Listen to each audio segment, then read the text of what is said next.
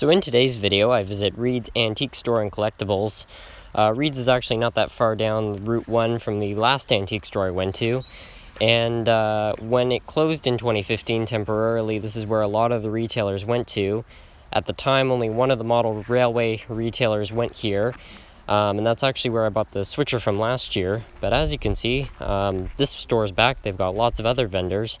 And there's a lot more stock than there was last year. So I got some pretty cool stuff. So I hope you enjoy the video.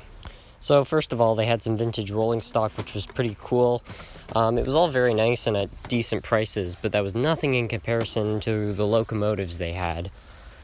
I couldn't believe it. A locomotive for $3. I wasn't sure if it worked or not, but $3. And then they had another one that was $5. And over here was a vendor that had just opened up this year. As you can see, they had quite a bit of stock. Some of it was HO, which is nice. But their prices were not near to as competitive. As you can see, they're a Lifelike selling for $24 and vintage Tychos for $20. On top of that, they had some locomotives in boxes. Most of them were dummies, and a bit of rolling stock. I did get quite a kick out of this one, though, because this is pretty much the exact same one as I bought at this store last year. I'm sure if Dan's watching this, he's going to be disappointed I didn't decide to buy it. It was $39, which was a little expensive for me, but still pretty cool. And this was the final vendor there that was carrying model trains.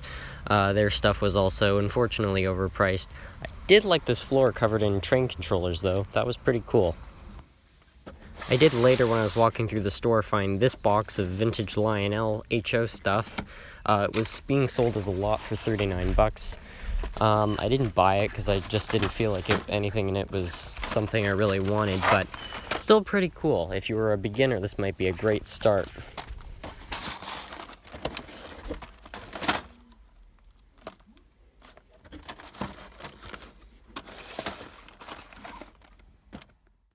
So here I am back home with all three engines I finally decided to buy. One thing I'm learning about these antique stores in New England is that they all seem to like to wrap up your stuff in paper. It's a bit odd, but I guess it keeps your engines protected, so that's nice. Here's the first engine I decided to buy. It was the $5 steamer. I just couldn't resist that offer. It was just too good. So that was the first one. The second one I decided to buy is pretty obvious. So here I am, I'm just opening up the packaging, and you guys will be able to see what you probably already know I bought. Inside here is, of course, the famous $3 engine. Do you really think I could pass upon this deal? It was just too good. I don't even care if it's broken. That's the best deal I think I've ever gotten on a locomotive. Honestly, even after buying this thing, I really can't tell why the seller was selling it for so cheap. It's just like, even if you can't turn it into a working engine, you've still pretty much got a dummy engine, and if you can't use it as a dummy engine, it's still got parts you could use. It was pretty much a good deal anyway around, so I got it, I'm really happy with it, and I'm going to be very excited to see if we can turn that into a really good running engine. So now it's time to open up the final package with the final engine I decided to buy. This one is very special, I have no clue what make it is. It was just really cool, it was at a decent price, and it was made of metal. So I bought this thing. It's very, very nice looking, and like I said, it's made of metal, and it claims to run excellent, so we'll see if that stands up to be true, but it seemed just like the right deal.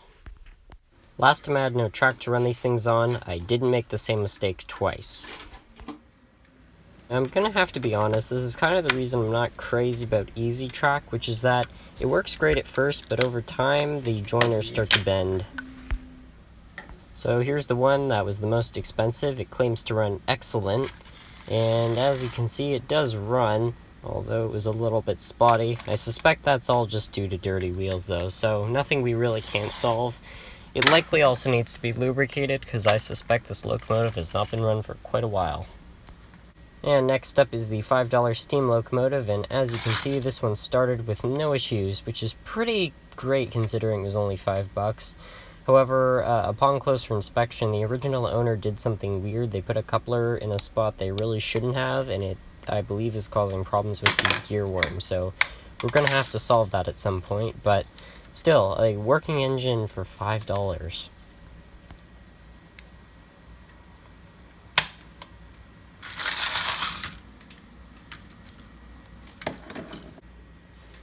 And finally, the $3 locomotive. I couldn't believe it. This thing kind of worked.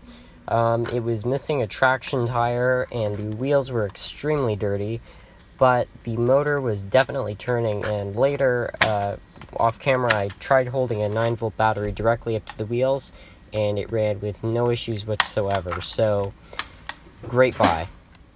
So that's it for today's video. As you guys probably know, I've seen far worse with these engines, so these problems that these locomotives have are really quite minor, and I think we could turn these all into some really great runners, so I'm thrilled with the deals we got today. So anyways, thank you guys for watching.